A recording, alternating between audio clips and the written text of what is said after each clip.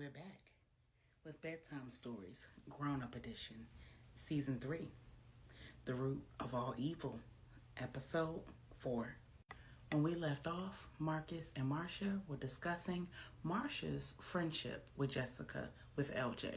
Q had arrived back in Denver and found Angela unresponsive, severely swollen, and in need of immediate medical attention. Back in North Carolina, Lauren is meeting with Brielle's family.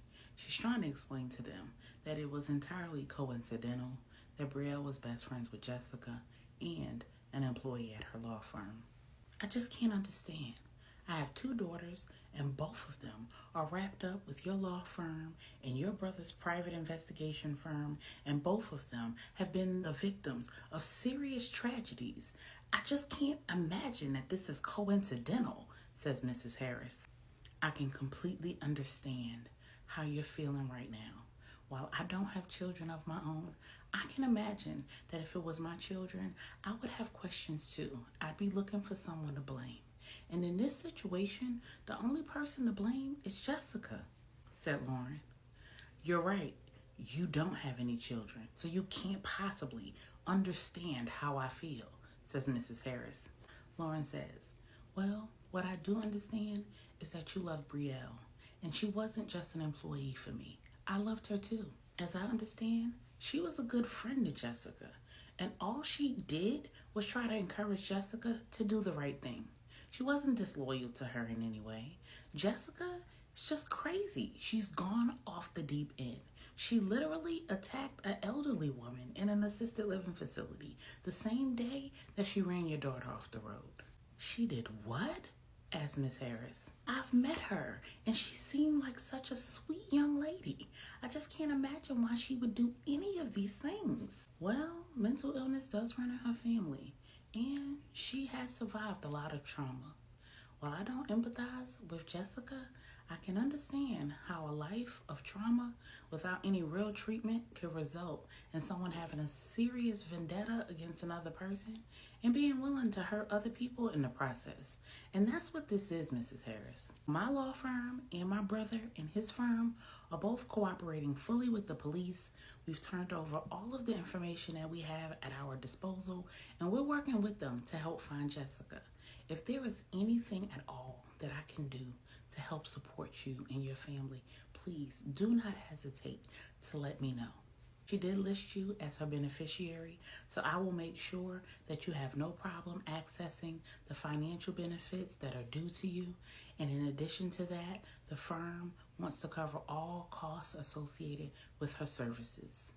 Mrs. Harris says, I appreciate that, but I have to tell you that I've been advised to contact an attorney. Lauren says, that's completely understandable. If it were my family member, I would do the same thing.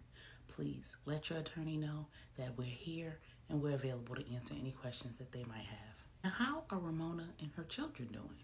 Mrs. Harris says, she's fine. Thanks for asking. Please tell me that Q has nothing to do with this case. Lauren says, he has nothing to do with what happened with Jessica and Brielle. Meanwhile, in Denver, the ambulance is racing to the hospital with Angela, and EMTs are focusing on trying to stabilize her blood pressure. Regina, Q, and Bernie are following behind the ambulance in Q's truck, and Regina's on the phone with LJ. Babe, are you sure that we don't need to let Marcus know what's going on? LJ says, no, we don't. Babe, I'm gonna need you to take a few deep breaths and center yourself. I know you're worried, but you need to trust me. We're not going to do that right now. What I need for you to do is to handle the situation and keep me posted. Regina says, is somebody in your office? LJ says, yes.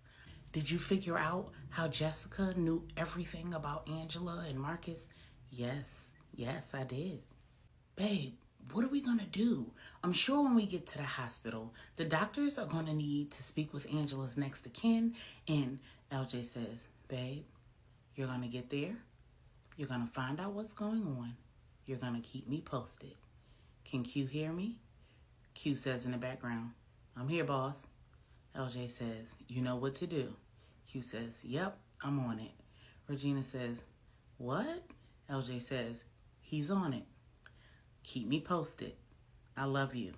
Regina says, I love you too. And they get off the phone. Marcus looks at LJ and says, was that about Angela? LJ says, Marcus, that was family business. Let's focus, okay? I need to review what we've gone over today, follow up with my team, connect with Miss Maria and a few of my other contacts, and I'll be in touch. Y'all do what I told you. Stay safe. And Marcus, do not do anything to try to find out where Angela is, because I'm concerned that Jessica's still out there and she's going to be watching you. She's going to be watching your movements. We should assume that she knows that you two are here right now, which means that you two are in danger. So you need to be careful. Marcia, is there some place that you can stay? I don't feel comfortable with you staying at your house alone.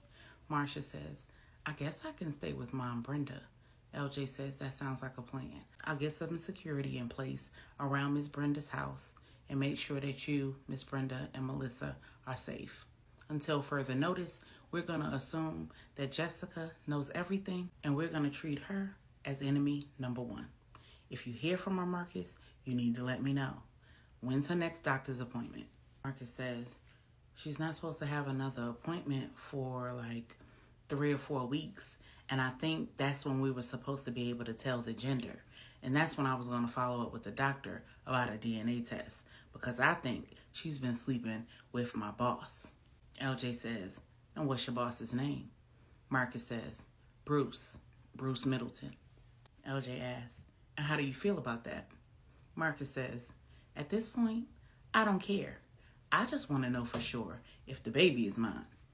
Marcia says, are you sure that Melissa is yours? Marcus says, well, according to my mother, she can tell, and she said that she's mine. But besides that, I inherited a rare genetic marker from my father, and any children that I produce will automatically have that marker, and Melissa actually has it. Marcia says, oh yeah, that's right, I have it too. She goes on to explain what it is, and then LJ asks, does Jessica know about the marker? Marcus says, no, I never mentioned it to her. Oh, okay. Does Angela know about the marker?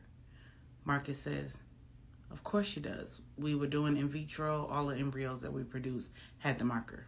LJ says, oh, okay. Marcia and Marcus leave LJ's office, and LJ immediately calls Regina to let her know about the marker, just in case anything comes up at the hospital and they need to know. Regina says, we just pulled up at the hospital. Q's dropping me and Bernie off at the door, and he's going to park the car, and I'm heading up. Should I call Steph and let her know what's going on? LJ says, no, don't call anyone. Wait until you get more information. Call me, and we'll decide together what the next best action is. We don't want to overreact, and we don't want to tip off Jessica. The last thing we need is for her to show up when Angela is the most vulnerable. Regina says, okay, babe, I'll keep you posted. Regina and Bernie rush into the hospital. They get directions to the ED. They arrive at the ED, and the nurse tells them to have a seat, and someone will be out with them shortly. Bernie and Regina patiently wait, and after about 5 minutes, a nurse comes out and asks for the family of Angela Washington. Regina runs up and says, I'm her sister. What's going on? The nurse says, unfortunately, Angela has preeclampsia. The nurse explains that preeclampsia is a condition that pregnant women get sometimes in the 3rd trimester that results in their blood pressure being so high that they are at risk of stroke, heart attack, and death, and that the only real cure is delivery of the fetus. Regina says, but she's only 32 weeks pregnant. The nurse says, well, 32 weeks and 4 days. If we can get her at least to 33 weeks, we'll be a little more confident in the prognosis for the baby. But that puts her at risk. So we're going to need to speak to her next of kin. Is her husband here? At that moment, Q walks up and says, here I am.